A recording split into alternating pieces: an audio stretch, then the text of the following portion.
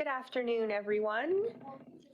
Today is December 2nd, and this is our regular council meeting. I'm sitting in for Mayor Holmes right now. He is at a Okanagan Water Basin Board meeting, so he will be a little bit late, but he will be coming as soon as he can. So do we have any late items? Corporate Officer? Sure.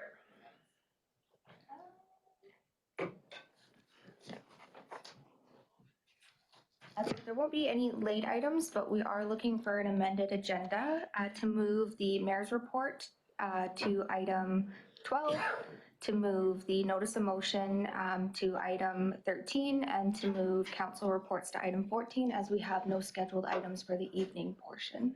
Okay. The meeting would end following the close. Okay, sorry, can you just repeat that one more time? Yep. So the mayor's report, item 5, to be moved to item 12. Okay. And then item 20, notice of motion, to be moved to item 13. And then item 21, council reports, to be moved to item 14. That's it. Okay. Yeah. Okay, perfect. Thank you for that. Yeah. Okay, can I get an approval of the agenda as amended? Councillor Van Elfen, Councillor Barkwell, all in favor? Great, thank you so much. Moving on to our consent agenda. Does anybody want to remove anything from our consent agenda? Go ahead, Councillor Patton. Thank you, Madam Chair. I'd like to, for discussion, pull out C, Housing Reset, the risks of Bill M216 for the Professional Reliance Act, please. Okay, so item 4.4C will go down to under item 11. Okay. Can I get an approval of our consent agenda? Oh, sorry, go ahead. Yep. Thank you. I'd like to remove attachment B, which is from the Association of Interior Realtors, just regarding software. Okay, that will go down to section 11 as well. Anyone else? No, we're good. Okay, can I get an approval of the consent agenda? Councillor Peak, Councillor Patton, all in favor? Great, thank you. So we've moved the mayor's report to further down in our agenda, and we're onto our CAO's report. Thank you, Madam Chair. As we approach the end of the year, I wanted to use my report this week to reflect on the significant work accomplished this cycle. 2025 was the heavy lifting year when it comes to Council's published strategic priorities. The first 2 years of a mandate involve feasibility assessment and weighing the options, which requires deliberation, and ultimately detailed project planning and draft designs can then be completed. Budget planning also takes place, including priority setting, seeking grants, and sometimes a detailed process for public assent for borrowing. Finally, procurement can take place so that mobilization for the projects by selected contractors can happen, and then the work can begin. Highlights in 2025 include the successful completion of the Prairie Valley Road project and the majority of work being done on the Wharton Street project. The primary clarifier at the wastewater treatment plant is also a very complex project that made good progress in 2025. We can all celebrate this progress because major projects involve everyone. The planning team for visioning, council for direction, the finance team for budget, corporate services for borrowing and procurement, engineering for plans, utilities for underground works, public works for project oversight, and communications throughout. Speaking of communications, we also added Instagram to our suite of tools to profile our information to younger residents this year. By the end of this month, we'll have also done more than 30 news releases, which is a record for Summerland, as we work harder than ever to keep our residents aware of things happening here. A few other highlights include the huge effort to update the official community plan. Also the collaborative work with the Penticton Indian Band to launch the source water protection strategy. And of course, the exciting launch of the Food Hub project. 2 affordable housing projects broke ground and are making steady progress, which will bring 150 new affordable housing units to the community. And just last week, we also received cabinet approval to proceed with the hotel tax in the community, which will support destination marketing and tourism work led by Destination Summerland. Looking forward to 2026, the Victoria Road paving project and infrastructure project will be launched in March, and council has budgeted for a new playground at Peach Orchard Park.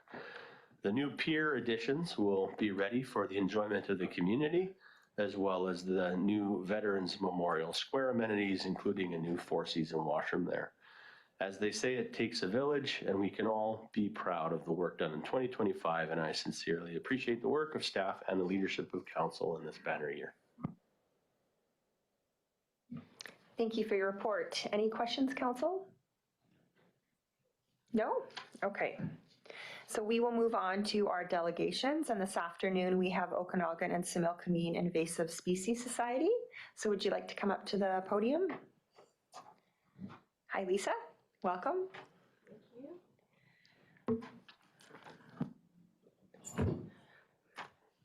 I do have a presentation, so I'll just wait for that to be loaded. There we go. And you're with Elaine? You're Elaine, perfect. Hi. Good afternoon, Madam Chair, councillors, staff, and guests. Thank you for having OASIS be a delegation once again to provide an update on the invasive plant management work that was completed in 2025 within the District of Summerland. I'm Lisa Scott. I'm the Executive Director. With me here today is Elaine Desjardins. She's our Field Operations Manager. And supporting us in the wings is Sean Goodsell, who is our main staff point of contact for this program. So just a quick recap of the work that we do for the district. It's a multi-pronged approach. We've been doing this for several years, and we're currently under year 3 of a contract with the district. We conduct inventory or surveys. We follow that up with treatment, which can include hand pulling or digging, mowing, which is largely done by the district in cooperation with ourselves, herbicide spot application, and then we do monitoring of a subset of the sites that we have done treatment on. This past year, we expanded to some new locations. Of course, this was largely driven back in the day by one single species, Horiolisum, which we still treat, but we've expanded to new areas and new species. In this slide, this is Canyon View, which we've added to our treatment list, which had a proliferation of baby's breath. And on the right-hand side, this is one of the sites where we cooperated with your district staff to assist them with some questions they had regarding invasive plant treatment along the dike at Trout Creek. Just a few numbers for you here. We are definitely seeing some significant reductions over time. So over the last 3 years, we've seen in our surveys, so kind of area based on the land of the invasive plant outbreaks, we've seen a 40% reduction. And then in terms of treatment area, we've seen a 45% reduction. So this is exciting news. But the most exciting is that at 27% of our sites, no invasive plants found. So this doesn't mean we're working ourselves out of a job. It means that we need to move to new locations. But this is ultimately the goal of the program. And just a few visuals for you. This is municipal land off Eileen Avenue. You can see significant white flowering plants on the left. That is Horiolisum. And on the right-hand side, there's virtually none to be found. And I've shown the Simpson Road site before along the railroad track, so I'm bringing it up again because we've got a new report from there. So a little harder to see the before and after. It's really on the left-hand side there in the background where the Horiolisum was quite thick, and happy to report that in 2025, we actually had no Horiolisum found, so no treatment necessary, no hand pulling, no chemical application. In addition to the treatment, we provide outreach to the public, regular articles in the monthly newsletters, and we do track when residents contact us from throughout the Okanagan-Similkameen, we keep track of how they knew to contact us, and newsletters, community newsletters is definitely one of those ways they hear about us. So this will be continuing. We do door-to-door contact to complement the work that we are doing on municipal land. We did 24 contacts for Horiolism and 9 targeting Himalayan balsam. We attend many events, conduct presentations, and work with the youth of Summerland. So just a few events here, including Earth Day celebration that we're involved with every year, a presentation to youth as part of the Summerland Library program, and then we attended the Fall Fair. I'll just, in my last minute here, just talk about the invasive tree project, which has been in the news a lot this year. So 4 species that we target: Siberian elm, Russian olive, tree of heaven, and black locust. So as a reminder, last year there was funding provided by the district for us to do an inventory of those tree species. We completed that last year. But what we did this year as part of the new project that's funded by the South Okanagan Conservation Fund, we filled some gaps in the Crescent Beach area, Lower Town, and also in the Cartwright-Sinclair area, shown in the red circles here. And here's an update on the numbers. They're still, it's a little scary what we're dealing with. So a total of 22 hectares of invasive trees within the district of Summerland. So this doesn't include private land. This is just what we can see from roadsides, trails, and on municipal property. Leading the group by far is Siberian elm at 14 of those 22 hectares. So as part of the South Okanagan Conservation Fund project, we did establish a demonstration site in the district. This was also done in the town of Oliver and city of Penticton.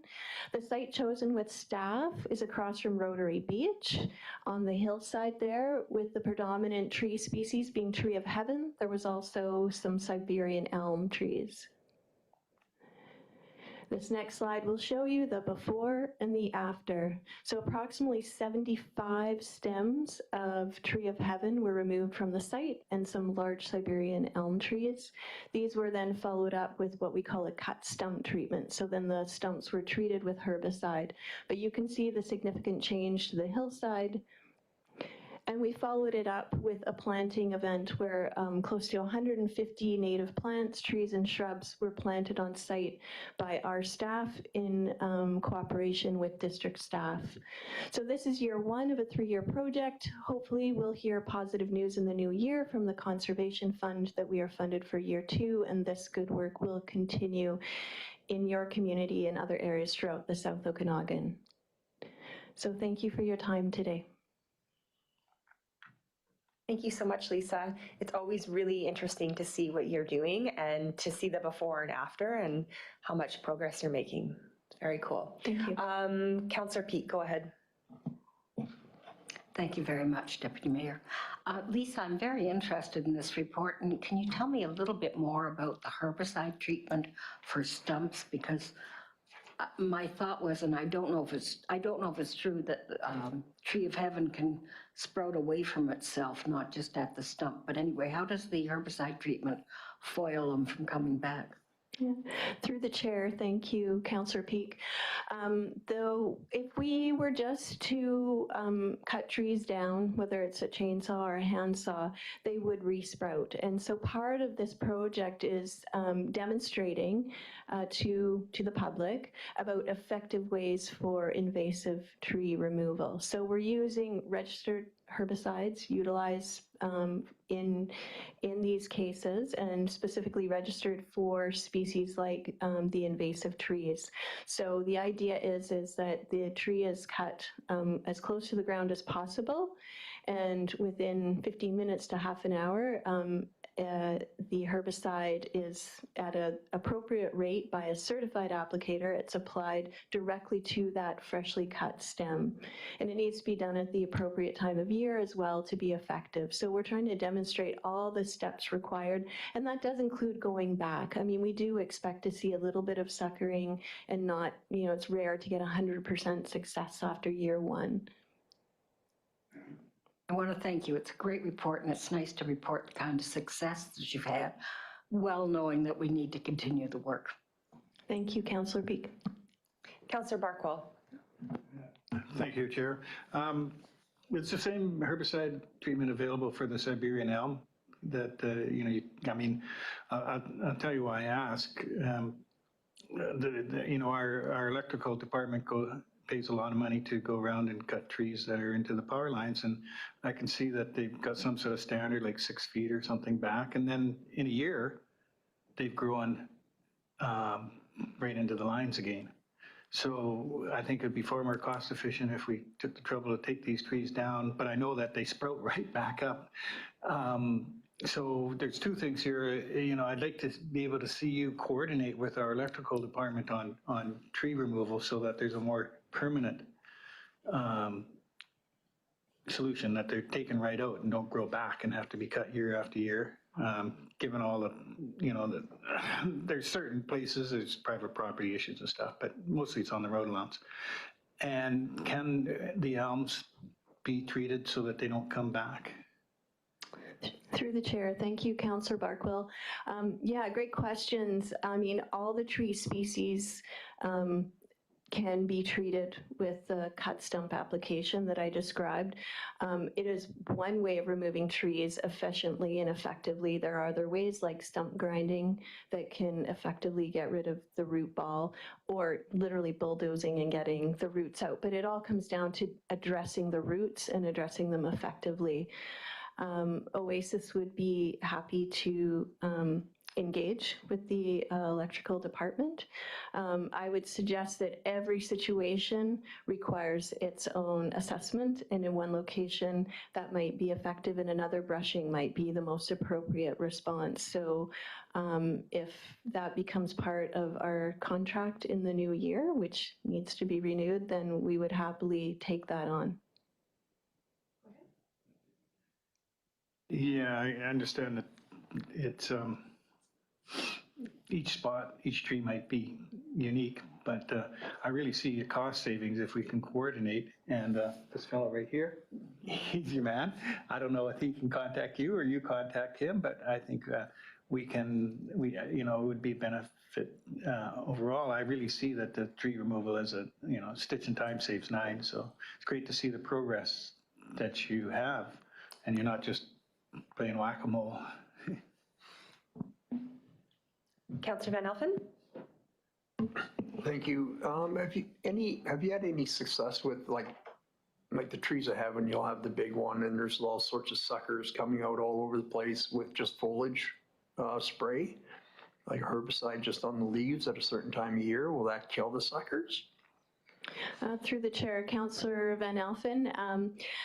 This is the first year that we've actually been embarking on such a large-scale tree project.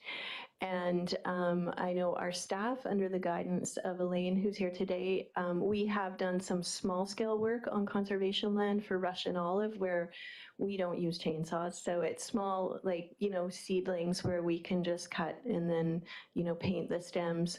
So for the larger trees, we do hire a certified arborist who has their pesticide applicator certificate. So I think, for your question, you were specifically with, with the foliage, yes. So my understanding is, foliar treatments can be effective for smaller trees, but depending on the application, there's different rules, and you can't spray kind of over your head, and I don't think it's the most effective treatment for what we're trying to do. And then you're left with a dead standing tree, which can be a hazard in itself. So again, I think each site needs to be addressed for its own merits with certified people that are, in a position with the experience and knowledge to make those decisions, but foliar applications isn't something that I anticipate that we would get involved with. Thank you, Deputy Mayor. Just to follow up to our Director of Works, Utilities. These invasive trees, like the tree of heaven is a host for some type of bug that threatens our vineyards. Are these trees allowed to be disposed of at the landfill at no cost? If you have like an agricultural property, you've got trees of heaven on it, you want to get rid of them? Or do we stockpile and burn them? Through the chair, I don't believe, I guess in agricultural properties, they would be able to be brought up, but not for residential properties free of charge. But we do accept them up there, yes. Thank you. Thank you so much. And thank you, Lisa, for the presentation every year. We appreciate hearing what is happening, and we've expanded the budget accordingly because the work is so valuable. So I was in a discussion with the resident this year, kind of coordinating with Joe as well about the Tree of Heaven specifically. And our Good Neighbor bylaw only has weeds identified in the BC Weed Control Act, which the Tree of Heaven is not a part of that at this time, is my understanding from the email circle that we went through. So are the other trees like Siberian elm, are those ones currently listed under the BC Weed Control Act? Do you know? Yeah, through the chair, thank you for your question, Councillor Betts. This is a problem. The whole issue of what our organization has declared as the biggest, literally the biggest invaders that we have in this region, and no invasive trees are on the provincial noxious list or the regional noxious list. And it has become an issue. I get the phone calls too from the neighbors, complaining about neighbors, there's a tree, and I read the existing bylaws, like the Good Neighbor bylaw, the Untidy and Sightly bylaws, and they seem to fit, but I know there's pushback and resistance from whether it's bylaw or staff, or there's just a strong connection to the noxious weed list, the regulations under the BC Weed Control Act. Part of this 3-year project is to work with mayors, councillors, and staff to look at the existing bylaws, policies, and best practices to determine where we can strengthen our policies and bylaws, or create new bylaws to address the invasive trees. I think it's very important that we have the legal ability to take action where possible. I'm a strong believer of the carrot as well as the stick. I am looking at one opportunity with the regional district right now, and I've approached the provincial government. So the regional district of Okanagan-Similkameen and all regional districts have the ability to request new plants to be added to the regional list. And so we have a list of 10 species that we are working with the regional district to make an application in the new year with the BC government to have them added, that they would be regionally noxious for the Okanagan-Similkameen. That then would be the opportunity for local government as well as the regional district to encompass those species as part of existing bylaws. So that is the one means that I can see for making a change, because I don't see the province ever adding invasive trees to the list. May I follow? Yeah. That's great information. Do you see that as part of the project, that that dialogue, like those conversations coming forward to the district, and as they happen? For example, if these trees were to make it onto the regional invasive tree list, invasive species list, would then the District of Summerland be informed so that we can then potentially take action on our own account? Through the chair, yes, Councillor Betts, we would definitely make it aware through at a regional district board meeting, probably through a report, and then of course there's representation from this council at the RDOS. But we'd be happy to work with staff as well as council to see what that would look like, bringing it into play as part of an existing bylaw. Thank you so much. May I ask one last? Just, you said there's a specific time of year that's best for applying the herbicide treatment to the tree of heaven. Would you please tell me what that is? Sure, through the chair, Councillor Betts. Essentially, you can treat trees any time of year, but the main time to avoid would be spring, because that's when the energy is coming from the roots and it's coming the opposite direction. So you want herbicide to be translocated and going down into the roots. So basically, avoiding spring when the leaves are just coming out. Thank you so much for all your information. Thank you. Lisa, I just have a quick question for you.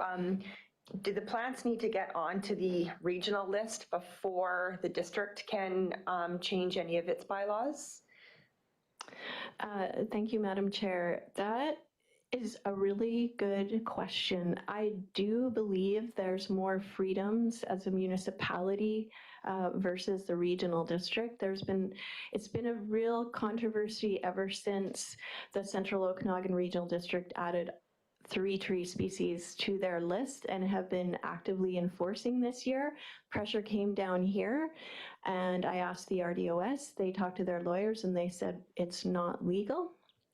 And so I've just been asking lots of questions. I don't have access to the lawyers that you do, but it may very well be possible, Madam Chair, for the District of Summerland and other municipalities to amend the list without waiting for this change, but that is not something I can answer with any certainty.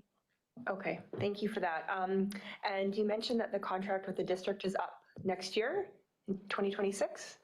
That is correct. We are just completing the 3 years of our 3-year contract. Okay, just quickly, what ideas do you have for the next 3 years? Like, what would you focus on?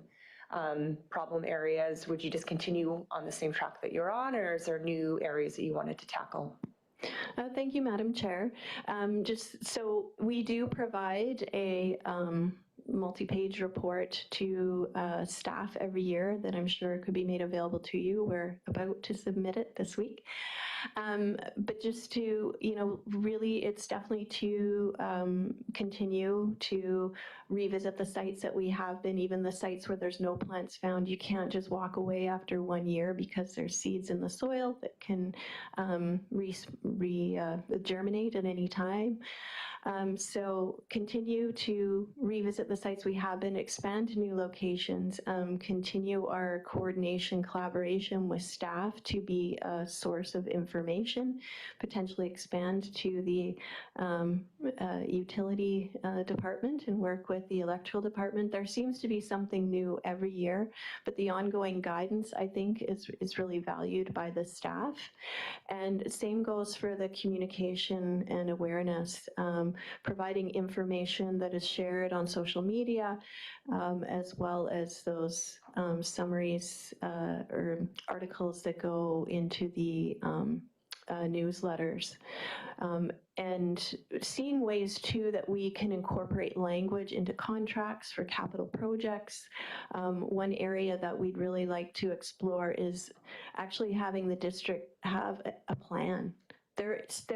We implement our own plan with staff every year. There is no overarching invasive plant management plan for the district to provide, guidance for a 3 to 5 year period.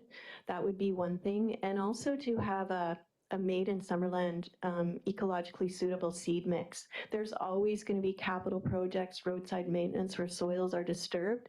We can proactively go in and mitigate for this by putting seed down. So that's another thing we've been putting in our recommendations every year for 3 years. So we'd love to see some of these activities happen. Okay, That's a long list. That's really great. No, I think that your organization brings a lot of credibility to invasive species management. Like I know when anytime the district staff are cutting down trees or doing any maintenance, you always see comments on Facebook about it. But with your sign there and your expertise helping the district and all the staff and working together, I think it brings a lot of comfort and credibility to the work that's being done. So thank you. Thank you very much. Any further questions? Go ahead, Councillor Betts. Thank you. This might be a question for Graham, I'm not sure, but if we want to talk about that program, obviously continuing, is that part of the budget deliberations next week? Thank you through the chair, particularly if there's any idea about augmenting some of the things that we're doing with them, that's a budget conversation, yeah.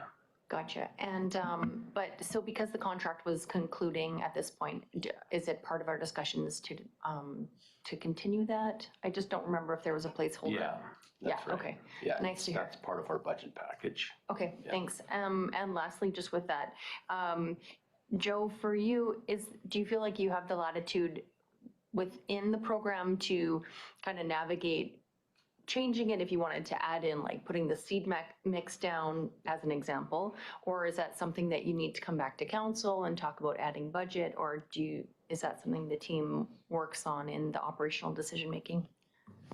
Through the chair, that's something that we can work on just within our capital projects for things like that. For operational projects, we do have a gardener, our cemetery worker who does work quite closely with this group, with Oasis in everything that she does. And so we do have some fairly good knowledge on our staff side with regard to this. Thank you. Thanks, Chair. Following up on Councillor Betts, I was going to call you Councillor Adrian. For budget discussions, do we have a proposal, or will we have a specific proposal and budget to discuss when it gets to budget time? Has that, have you been working, or can you work with staff to give us that as a basis for discussion? Through the chair, I'm happy to proceed with a more formal proposal if that's requested. We definitely converse with Joe and Sean, but if there's additional information that's required, yes, we can fulfill that.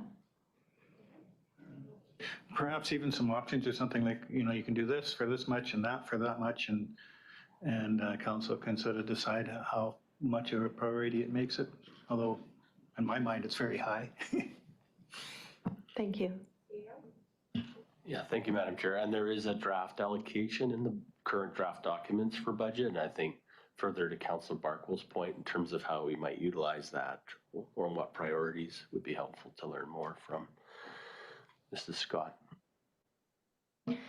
Great. Okay, well, thank you so much for your presentation. It's always nice to see you, and we look forward to all your work that you'll be doing next year.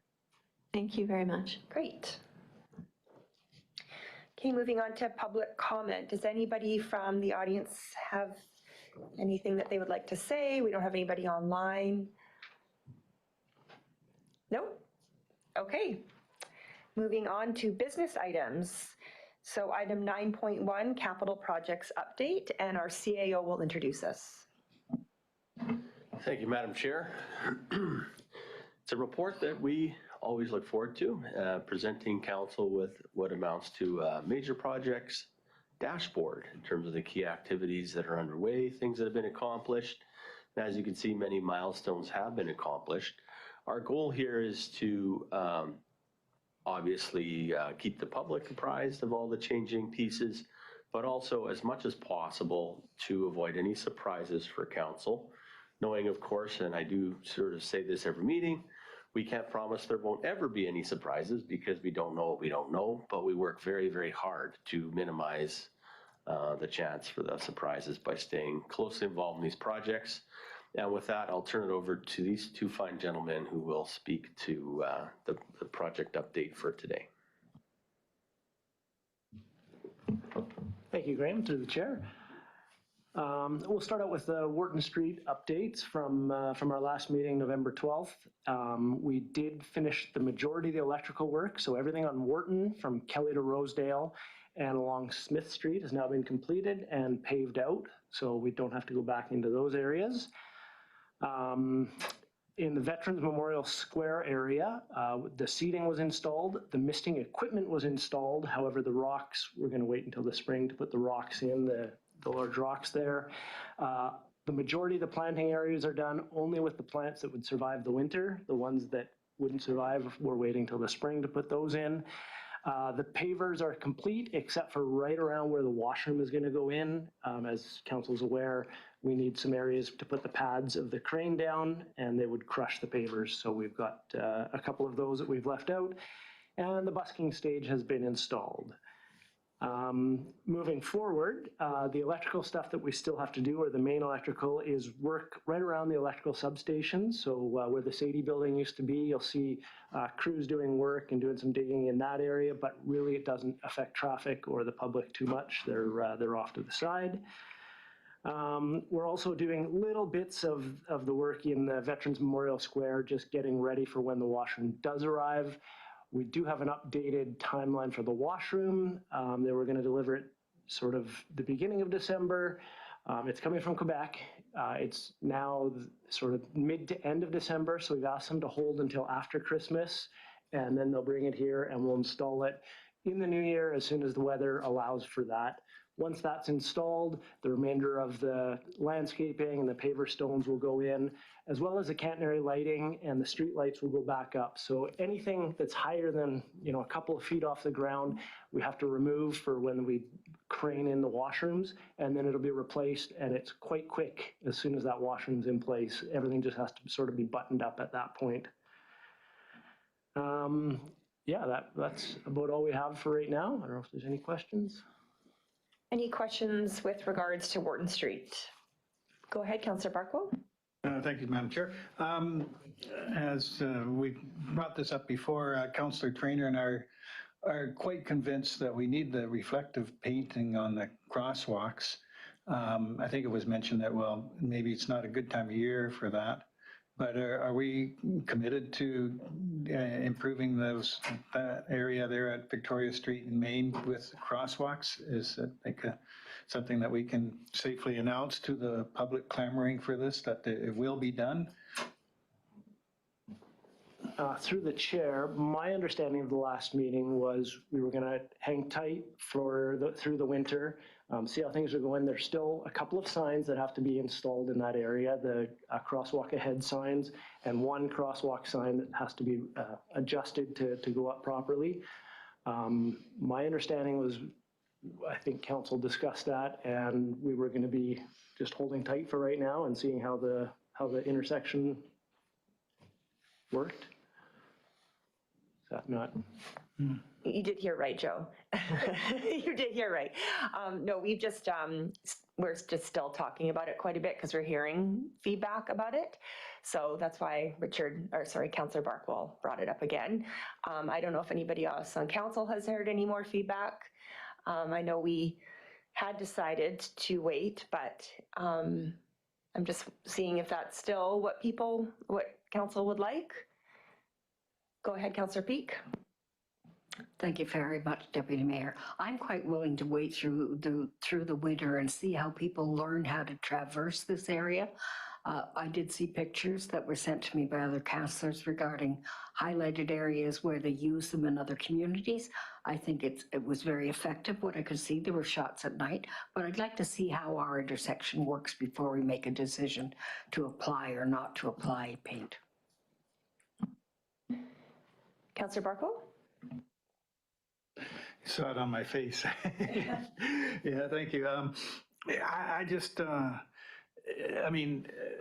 putting down some reflective paint sounds like a really minor sort of an operation, not expensive. I know that it's a little bit trickier in the winter, but I was just wondering whether we couldn't just get that done. I mean, I don't see any point in waiting. I'd like to see council move forward with this. If it takes a vote of council, I guess we're going to have a notice of motion and an actual discussion and vote, but it's a minor deal, and the feedback I get is like, why the heck can't you guys just get that done? It'll make a difference. It certainly can't do any harm. And I was wondering if it could be done in the colder time of year, like it's going to rain and I guess the next little while, but with maybe just warm the pavers up or the appropriate spots and warm them up a little bit with a Tiger torch. And is that technically possible? Through the chair, I did have this discussion with the company that installs all those pavers, and they said ideally it's done in the warmer weather. It's not, and I talked to him about, this was about a month ago when I spoke to him, and he said this isn't the time to apply the paint. We can try it. I don't know that it'll last quite as well as if, I know it won't last as well as if we do it other times of the year. It is a paint that if we buy the best product, is how they sort of told me about it, it'll have to be reapplied every second year. And it's basically a tile by tile application. We could just paint over top, but it would look a little bit odd. So this would be, each tile would be painted individually.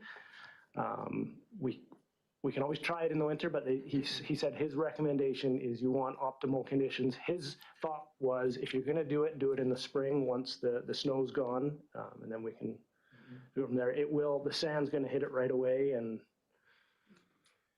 in the winter. Go ahead, CEO. Yeah, the council's procedures bylaw does contemplate the way to discuss these sorts of things. That through notice of motion, as Councillor has indicated, and I think that would be the most appreciated way from a staff perspective, as it has been built to the approved council design. And that way we don't enter into debate today on something where there isn't even a motion on the table. So if the council wants to go further on this, as Joe said, we haven't even finished the sign package yet though, and I think that might be something that adds a lot visually to the situation once those signs are finally completed, but recommend the notice of motion approach if that's something council wants to direct. Okay, no, that's fair enough, and I understand that, and I don't think, we definitely don't want to confuse ourselves and staff, and if we're going to decide on something, it does need to be done properly. It is a bit frustrating because it doesn't seem like a big deal to get it painted, but I guess it is, and yes, council did give direction, but I don't think any of us kind of really knew what it would look like once it was built. When you go to Penticton and they have the same kind of pavers they've painted, and it pops at night, especially when it's raining. Like you can tell that's a crosswalk, and there's still signs, but they're looking on the road, and so they see those crosswalks pop. And so I stand by, what I say, and that I think it needs to be done, but fair enough, we can bring it up through a notice of motion. And I respect that if the best time to do it is in the spring, that's fair enough as well. So does anybody have any other comments on this or any other questions on Wharton Street at all? No? Okay, go ahead, Joe. Do you want to go on to the next project?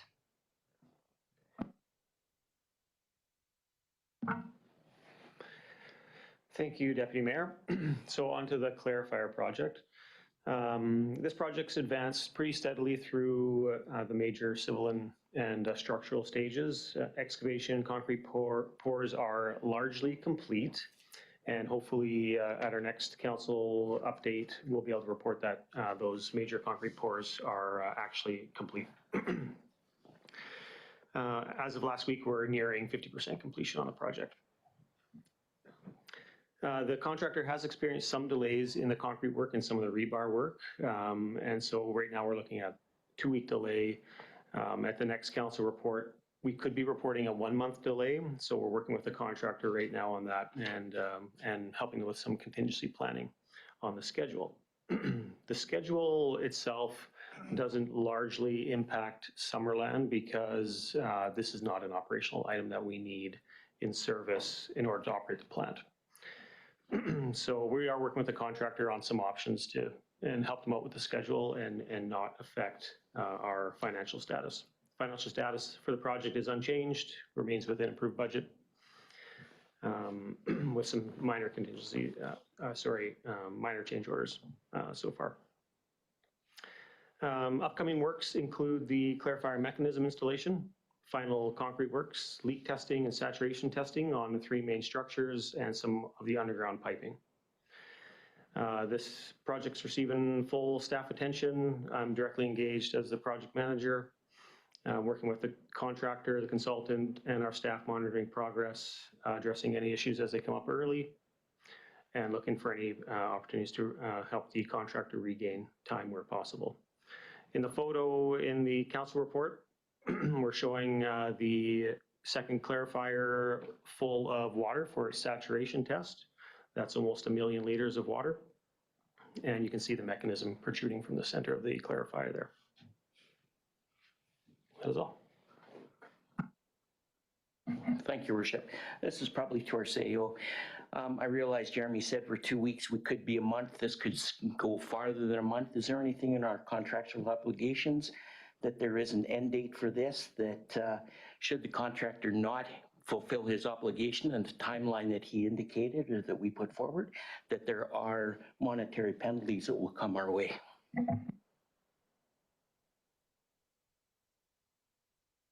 Through Madam Chair.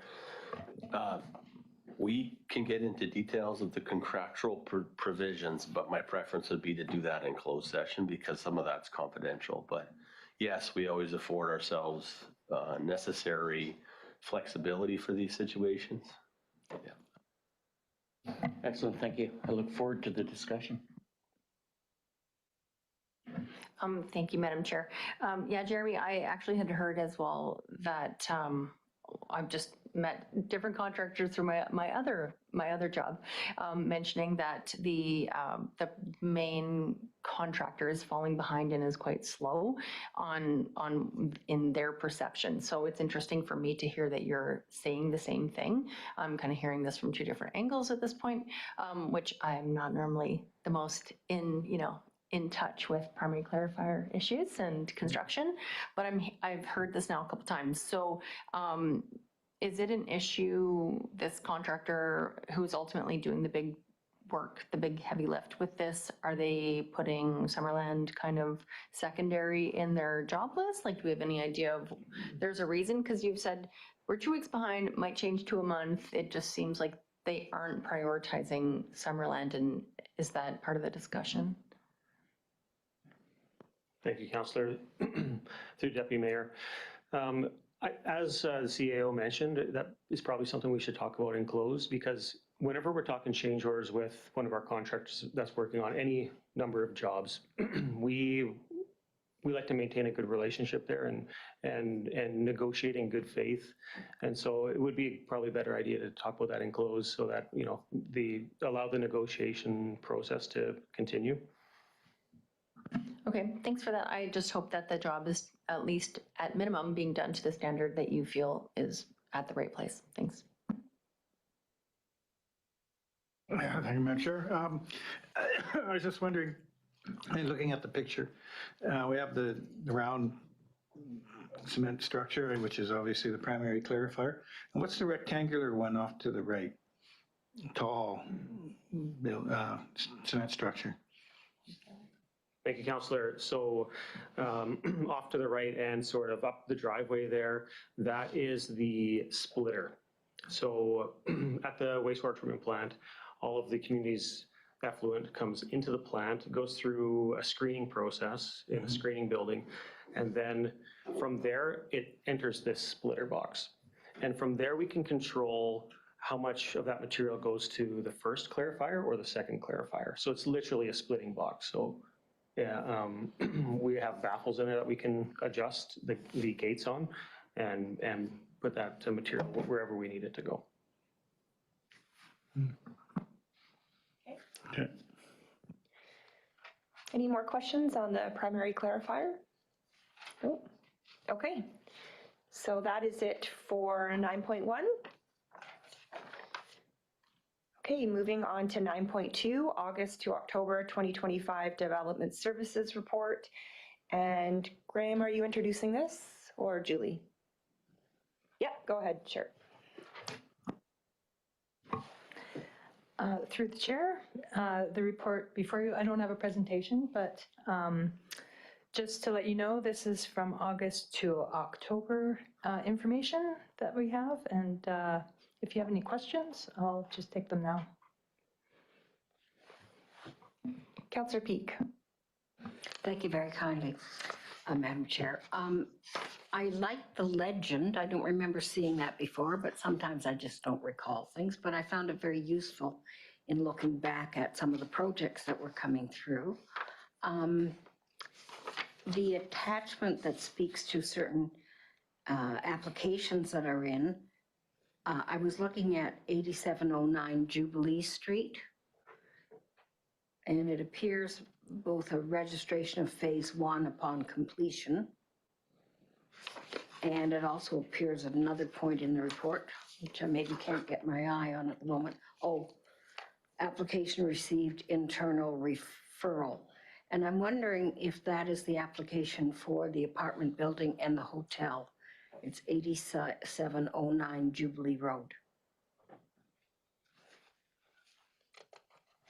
Sorry, I don't know the specifics, but I can get back to you if you. That'd be great. I actually intended to speak to you before the meeting, but I couldn't make time either. So I will follow up with you later on that. Councillor Peak, can you clarify what you meant on Jubilee? You're talking about Jubilee? Yes. And you mentioned a hotel? Well, I don't know if that's the application or not. The one on Jubilee is just for apartments, I believe. I don't know if it's gone through yet or not. And then there wasn't a hotel proposal over by, Julia. And I do get names mixed up, Okay. so I will, but it's the apartment and the hotel. Yeah. Got it, I'm on speaking Julia. to. So Okay. I will go back to Julia, to our planner, and have some further discussion. Okay, perfect. CAO? Yeah, I don't have Google Maps in front of me, but I think 8709 Jubilee is the old RCMP site. Yeah, Oh, you're right. yeah, and you're thinking of the project on Highway 97 I in am. Julia, yeah. Thank you, everyone. It's always helpful to have friends, isn't it? We got you. Councillor Betts? Thank you so much. Actually, this one was about, I appreciate that Darren's here from Bylaw to discuss anything that kind of comes up. And for me, I was looking kind of at how Bylaw was talking about just being needed down at the boat launch parking during the summer, during the Tuesday market. So, because they had also come forward with us wanting to talk about a Sunday market, which I think would have been a lot of conflict at the boat launch. But I just wanted to throw in my 2 cents that the Tuesday seems like there's conflicts, but your time is very valuable, and especially in the summer at the peak when you've got so many different files on the go. And I'm just wondering if we can find a better use of that time, like better signs. I know sometimes we have small signs like boat parking only, but maybe there could be more like a sandwich board that goes out on Tuesdays specifically saying boat parking only, market parking for both vendors and customers are elsewhere. An investment in a sandwich board might be cheaper than just additional staff time patrolling, and I'm just trying to be creative with solutions because that Tuesday market has its following, and the dog park has its following. So it's about kind of mitigating and help managing the use down there. So just trying to throw some good ideas your way. Councillor Peak? Thank you, Deputy Mayor. Again, I'm glad Derek's here. I wanted to make comment on the coordination with provincial ministries and the resources that were put towards a budding parking and camping area. I wanted to express my appreciation that there had been some extra work put into this.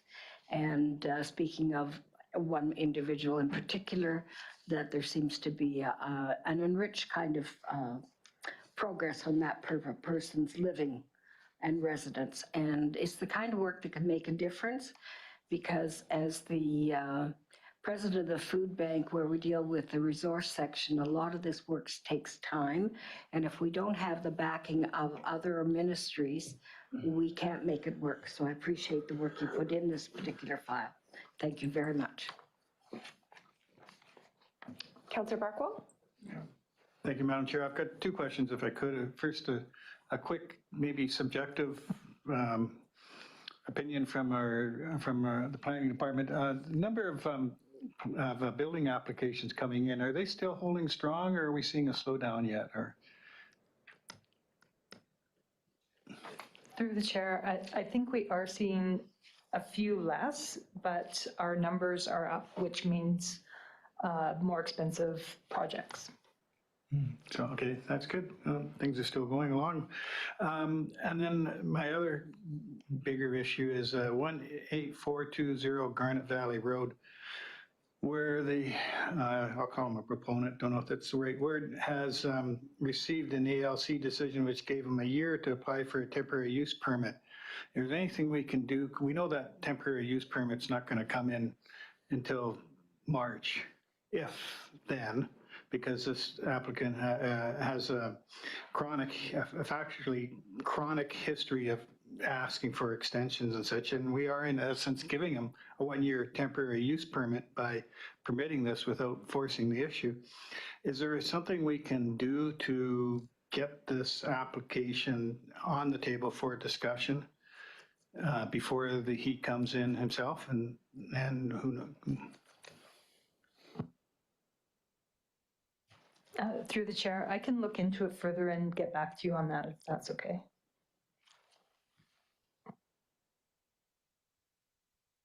Just so I'm clear about the question from Councillor Barkwell, Madam Chair, and through the chair. So you're saying to get the process of an extension, which is probably imminently coming anyways, to preempt that? Yes, and I wouldn't use the word imminently coming. Based on history, March 25th, you'll ask for an extension. So I would like to see this either by saying you're not in conformity, you're non-conforming now, so we're going to take enforcement action. I mean, basically, it's a rental yard. It's, he's been, and so we got to get the ball rolling, get this on for council's discussion. And I think I understand now. So it's either the ball is rolling on the enforcement to honor the existing situation, or if that individual is planning or intending on bringing something, that we expedite that for council discussion earlier, once we hear that from that individual. So Julie and I can follow up on this. She won't have the background on this that I do as being new in the role. We can discuss further. Okay, any further questions on this report at all? Nope, seeing none. I'm just bringing forward Councillor Peet, go ahead. Could I bring forward the motion to be received for information? Yes, thank you. Councillor Betts, all in favor? Great, thank you. That's none opposed. Okay, moving on to 9.3, fees and charges amendment. And that is over to David, I believe. Yep. There he is. Go ahead. You guys can hear me? Yes, we can. Perfect. Well, thank you, Deputy Mayor Trainer. Last month, Council deliberated the water, sewer, and electric utility budgets. A public open house was held at the George Riga Arts Center on November 13th to present the proposed 2026 utility budgets, as well as the proposed 2026 utility rate increases to the public. Unfortunately, we only had 5 members of the public attend the open house.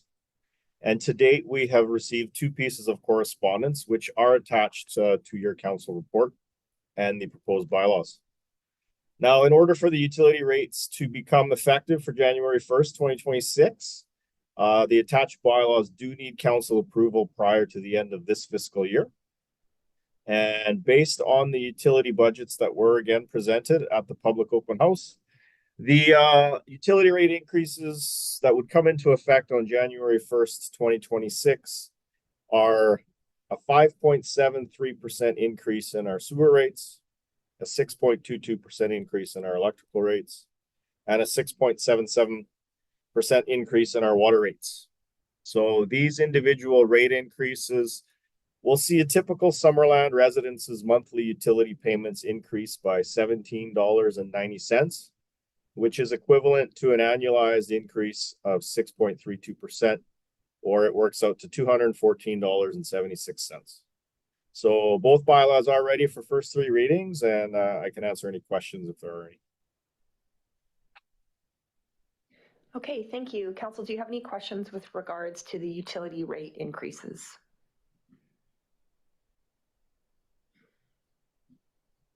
No, see none. I'm just going to ask our corporate officer. It looks like there's two different items. Oh, sorry, I just got to bring it up again here. Are we going to do the utility part first and then the fees and charges?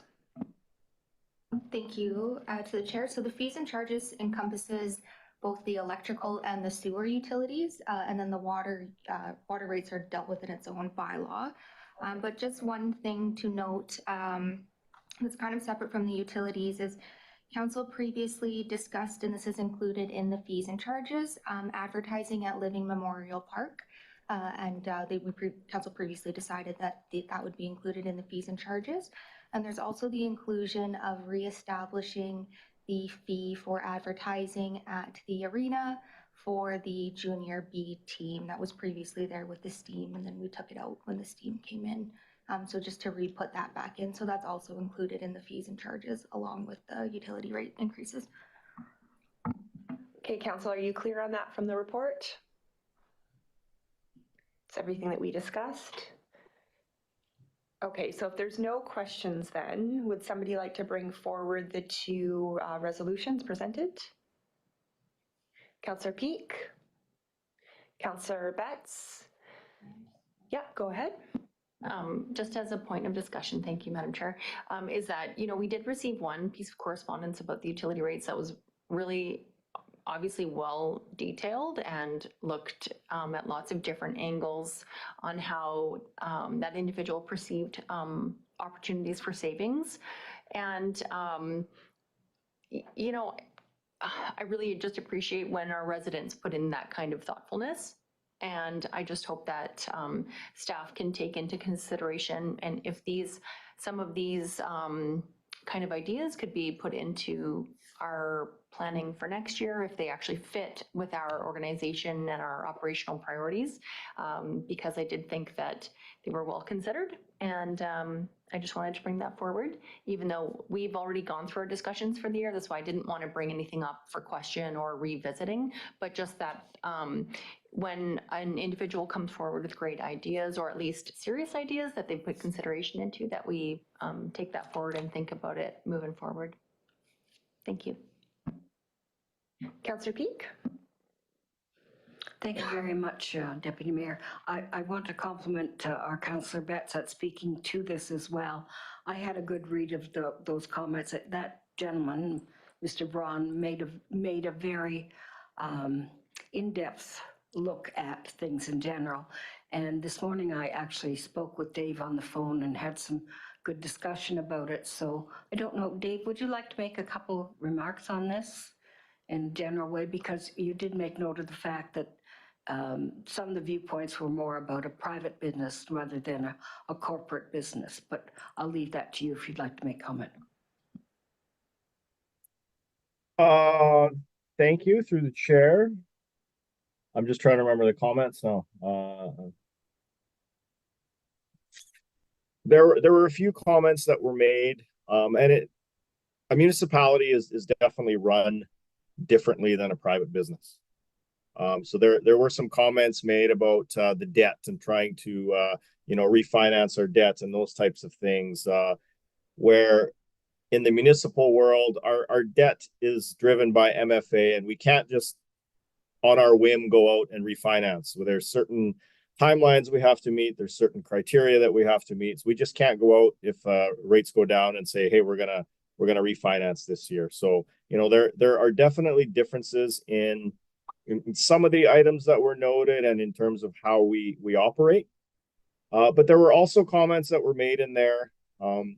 And I had the individual been at the council meeting, they would have realized that some of the comments that were made were discussed at the council table. There was one, we were talking about the increases in our reserve contributions. So some of those conversations, unfortunately, the individual wasn't at the council table, but we did have those conversations.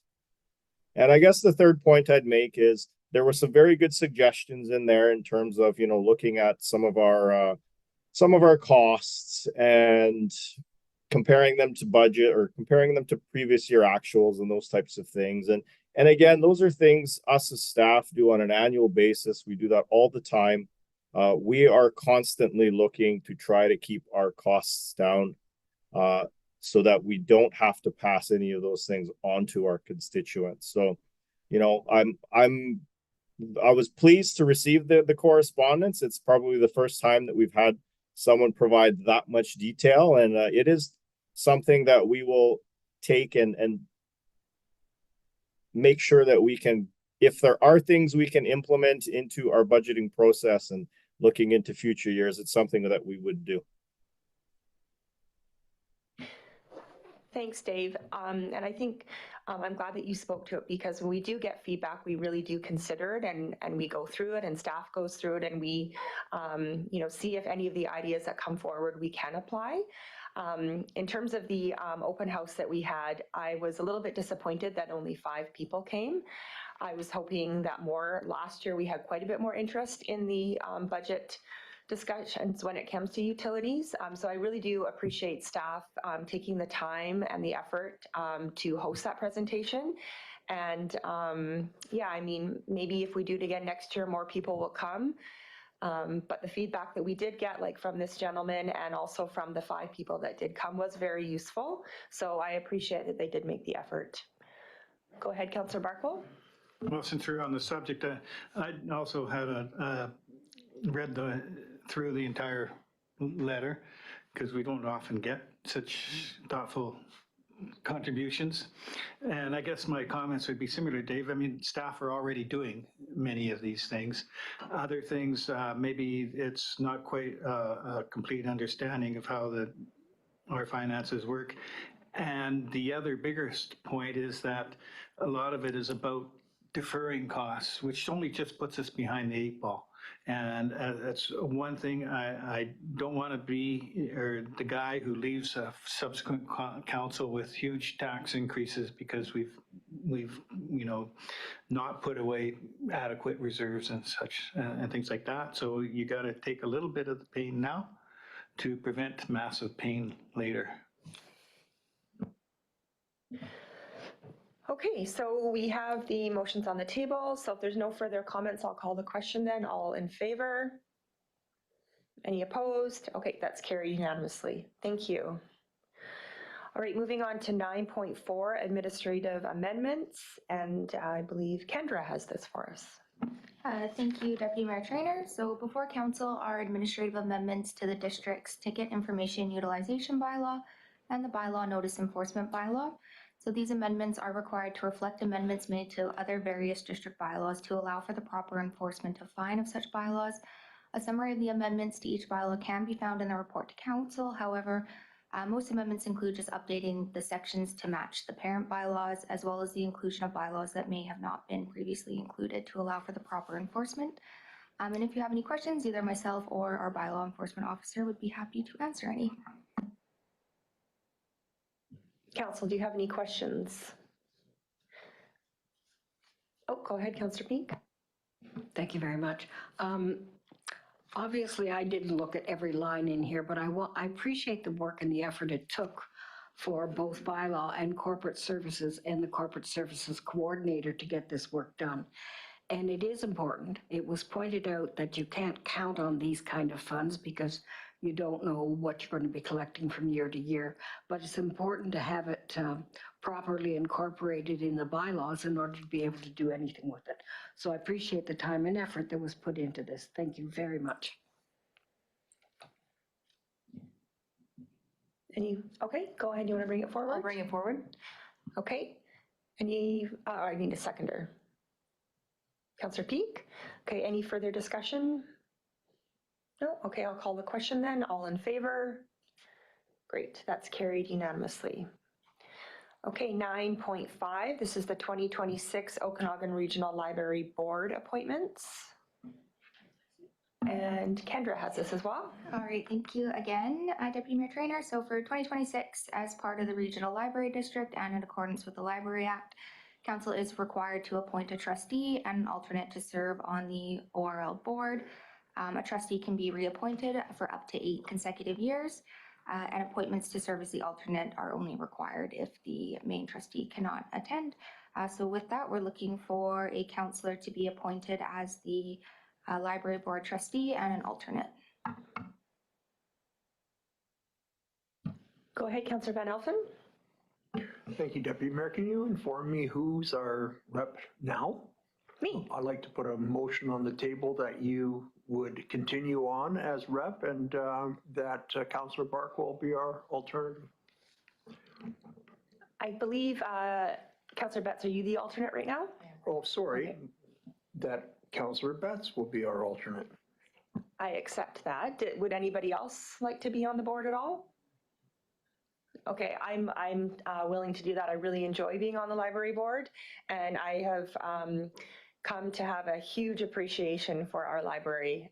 So it's a big learning curve for me, but I really enjoy it, and it's a great job. So I'm happy to keep doing it. Okay, so we have a mover and a seconder. Any further comments? No, and so, oh, go ahead, Councillor Peak. I want to say I sat at a public discussion at Okanagan College, and the treasurer, the finance person for the library in the Valley was there. So I had quite an interesting discussion with him, and it was you learn a lot of things wherever you go in the world. So to be committed to do this representation on behalf of the district is important. So thank you very much. Yeah, I think the library is one of the most important things we have in town, and it's very well used in our community, and we have a beautiful library and great staff. So we're very fortunate. So I'll call the question then. All in favor? Great, thank you very much, and thank you for appointing me again. All right, on to 10, so bylaws for adoption, the financial plan. Over to Kendra for that as well. Thank you, Deputy Mayor. We don't usually present, but this is just to consider adoption of the financial plan amendment bylaw. That's okay. It did receive first, second, and third reading at the November 12th meeting. So yeah, it's now just ready for adoption. Sorry about that. I just toss everything over to you. Councillor Van Elfen, Councillor Betts, all in favor then? Final adoption, great, thank you. Okay, so on to 11, that's items removed from our consent agenda. So we removed 4.4B, so the Association of Interior Realtors. I believe that was Councillor Betts. Go ahead. Thank you so much, Madam Chair. I'm here I just brought it up because of it spoke to looking at how, I just have to find it, the Association of Interior Realtors, really asking if our development services software meets modern standards regarding provision of property information by municipalities to realtors, and how I didn't know if our Director of Development Services, if our new system is kind of meeting that modern standard in kind of meeting timelines really quickly in such a big part of our economy, really. I just wanted to have a little chat about that.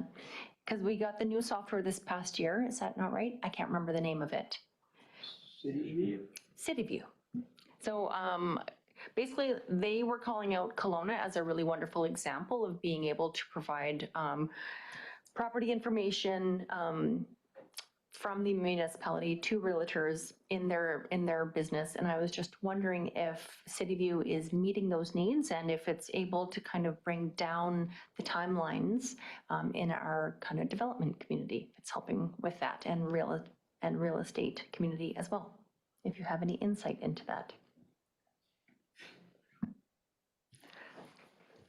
Through the chair, I wouldn't say that it is reducing our timelines because there are significant issues with it. It's actually causing us more work because we have to do a number of things multiple times because it just isn't functioning the way it's supposed to. A lot of when there's an issue, you send in tickets to the team, like the developers, and they were not getting our tickets for some reason. And just last week, once I finally got a hold of them, they realized they were going into some black hole. So yeah, there are issues, and I would say it's not meeting our needs at the moment. Sorry. Councillor Patton. Thank you, Madam Chair. For Councillor Betts, I set that program up in Kelowna, and it has nothing to do with the permitting. What it has to do with the property file. So what happens is a realtor comes in, they request the information on the property file, which has everything to do with whatever permits have been closed, whatever fees are still outstanding, if there's any issues related to that property. And on a note, I had a heck of a time with the Okanagan Real Estate Board when I first brought that into Kelowna, because it was a free service at one point, and then we charged for it. Anyway, that's a story for another day. But yeah, as far as City View goes, City View was only the permitting program. The information that the realtors are looking for have everything to do with the sale of the property and what's outstanding with that property. So to follow up with that then, are we in a position where, I mean, ultimately they are discussing how there's like this new local government's development approvals program, looking for a third intake to be able to kind of build these capacities into our municipal toolbox. But are we a municipality of the size to kind of invest in this kind of thing? Or is it really just, I mean, I'm just wondering if this is something that we've looked at. Through the chair, just to clarify, are you talking about the provincial money that's going to be available starting in January? Well, that's what this letter is talking about, that how they're kind of advocating that municipalities use this money to develop systems to best enable the quick delivery of services to the real estate industry. So it sounds like that clarification that Councillor Patton provided was that City View is not about that part of service delivery, it's about permitting and a different aspect, whereas about providing the provision of property info to the real estate economy, really, to the business there, that there's room for improvement, in their opinion, for how fast they're able to receive documents and interact with municipalities. Just wondering if there's room in improving that, or if it's of value in a community of our size. We're only 12,000 people. Kelowna is a whole different kind of situation. So I was really bringing it up for discussion. Number one, to understand if we provide that service, City View doesn't provide that service. So then that means that that's an interaction right now that's coming to development services from the realtors directly. And so is there room for improvement, or is that basically right now a service that's provided in an adequate fashion? If you have any thoughts on that. Through the chair, I think there's always room for improvement in our services, and we are looking at streamlining some of our processes. With respect to the provincial money, for sure, I would say that we should apply for that money to improve our services. We have some thoughts, and we've been talking about what we might apply for. So I think for sure there's room for improvement, and we can look into it. Thank you for that. I mean, I think it's just really interesting.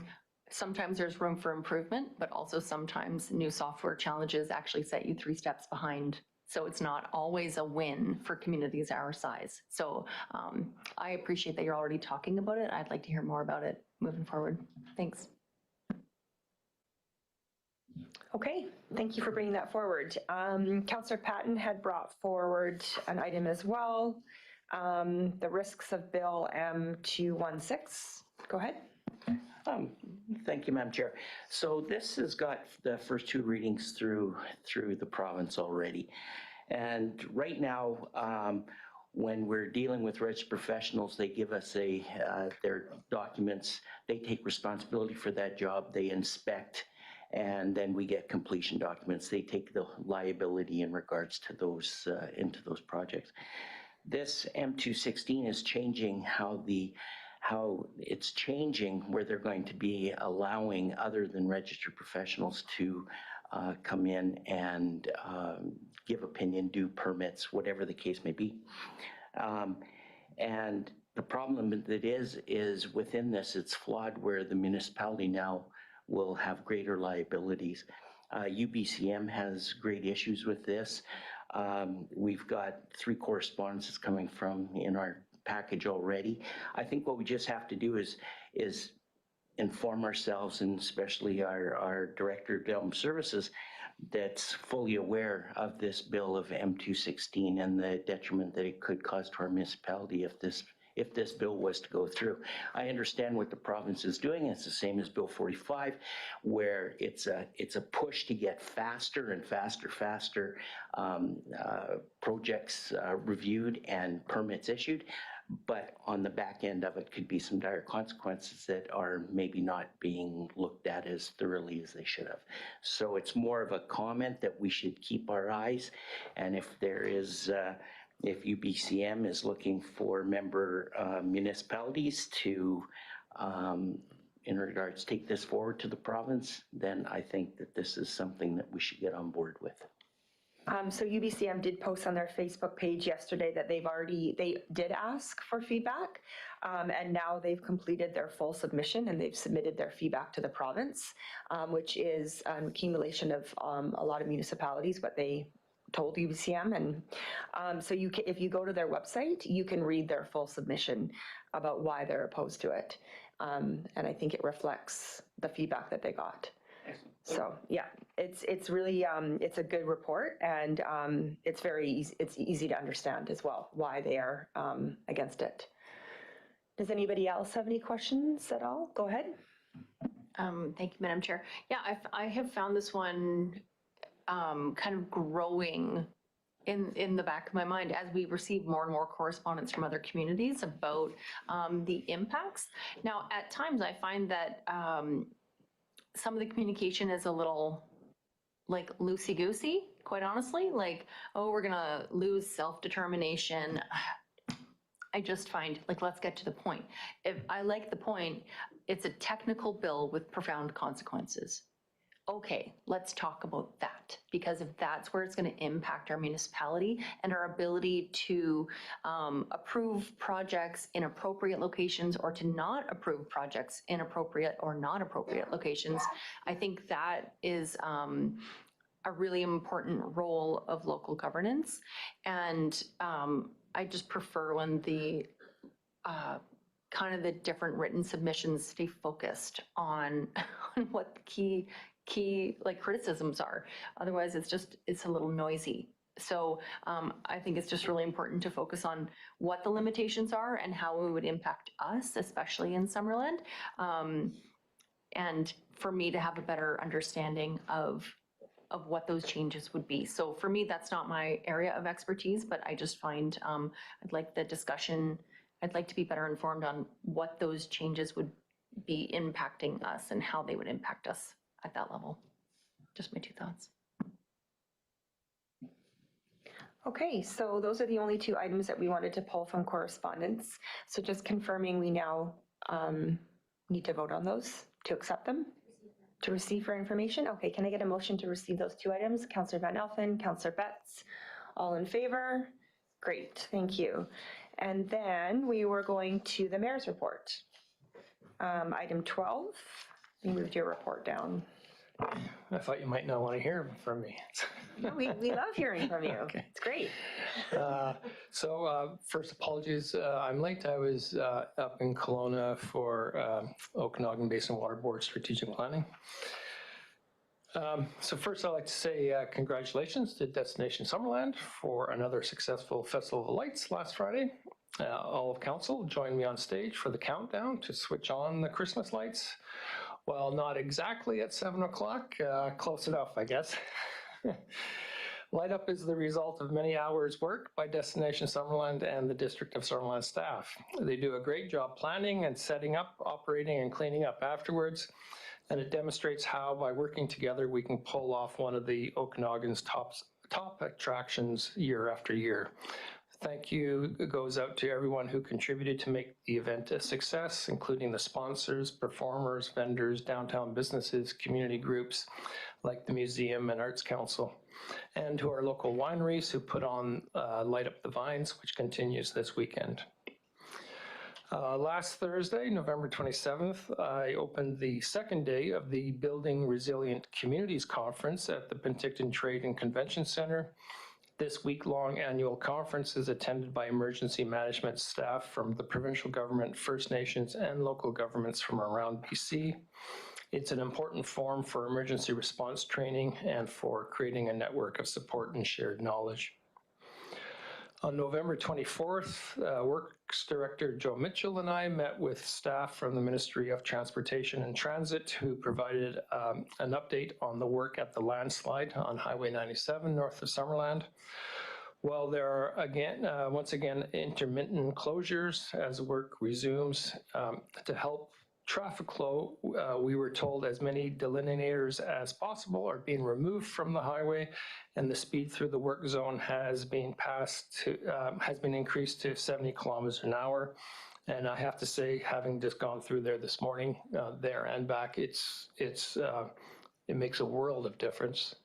You just wonder why they didn't do this a year ago, right? So. The stabilization work is due to be completed in early 2027. And when it's all done, there will be a large wall at the side of the road. We also talked with ministry staff about the Highway 97 intersection review through Summerland that council requested a few years ago. It was pushed off at the time because accurate data couldn't be collected due to the slide, but now we're told that it's now underway. On November 21st, the chiefs of the Saukes communities and mayors and regional district chairs throughout the Okanagan met at the Lower Similkameen Indian Reserve for the fourth collaborative leadership table to discuss the protection of the Okanagan watershed. With a memorandum of agreement and terms of reference agreed at earlier meetings, we focused this time on establishing two working groups, one to look at watershed and ecosystem priorities, and one to deal with governance issues and provide direction for a hybrid model based on civics and local government principles. On November 20th, Councillor Barkwell and I attended the regular board meeting of the Regional District of Okanagan and Similkameen, where we received updates from BC Emergency Services and from the Okanagan Film Commission. There have also been two regional district budget sessions on November 13th and November 27th.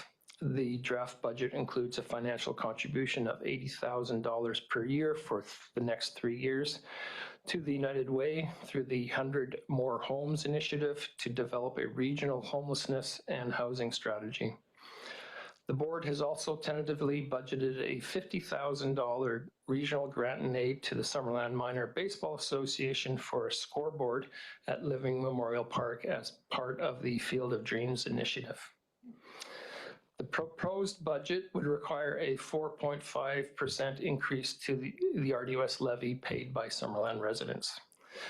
The budget now makes its way through the approval process, both at upcoming board meetings and through public consultation, and changes to the financial plan are still possible. And that's my report. Thank you. You've been busy. Yeah. Great, okay. Does any councillors have any questions for our mayor? No? Okay, seeing none. We will now go into closed. No? Notice of motion, sorry, yes. Sorry, our agenda's changed a bit because we don't have an evening meeting tonight. Does anybody have a notice of motion that they'd like to bring forward? No? Okay, and council reports. Does anybody have anything that they'd like to share? Go ahead, Councillor Van Alphen. Let's go open my phone here for a sec, sorry. Got a list? Yeah. Good. No, I just want to, if I may, thank you, Deputy Mayor. I want to shout out to a young lady that lives in Trout Creek, Blake Carlson. This is Blake's 7th year baking cookies. This year they baked 465 dozen cookies, which is 5,580 cookies. So far in the 7 years, she's donated $22,000 to Toys for Toonies and Tots for Teens. This year, they're estimating $4,500 in sales that'll be contributed. And the final tally isn't in yet, but I just want to congratulate this young lady who is 12 years old. Her and her team, which would be grandma, mom, aunts, uncles, and friends that all get together and do this every year and contribute this money. And I just like, wow, shout out to a 12-year-old kid. That's something special. Thank you. That's very cool. Thank you for sharing that. And you said she lives down in She's a, Trout Creek? she lived down Trout Creek. Oh, okay. She's Good for her. a student at Trout Creek Elementary. That's great. Councillor Patton, go ahead. Thank you, Madam Chair. In regards to the KVR, they have 28 Christmas runs running over 13 days this Christmas, and they're all sold out. So there's no tickets available. But on another note, we'll be looking at a ridership or the amount of people that the KVR has brought into Summerland, upwards of 40,000 this year. So kudos to the KVR for the train. It's done wonders for our community. That was it. Thank you. Is that a record? Yes, that is a record. 40,000. That's a Wow. Yes. Good job to them. That's very cool. Any other, go ahead, Councillor Peak. Thank you, Deputy Mayor. I wanted to make mention, I attended a forum at Okanagan College, and it was a speaker, Bob McDonald from Imagine Canada, and there was a very good discussion regarding advocating for the need for giving to charities and the statistics behind that. I found it quite valuable because when I first thought about it, I thought, oh, what more do I need to know? But there was a lot of valuable material. They were talking about the changes in demographics, and as one generation dies off, what we can expect from the next generation. It was certainly well worth attending. And I want to thank the fact that several of the organizations in our community are having volunteer appreciation events. And I think that's a wonderful way to thank the people in our community that really make a difference for no pay whatsoever. Thank you. All right. Okay, thank you very much, Council, for all your reports. And so, Kendra, we can go into close now. Is that correct? Yeah? Okay. And I think we'll take a 10-minute break. So do we go into close first or? Okay, so I'll get a resolution to go into close. Councillor Peak, Councillor Patton,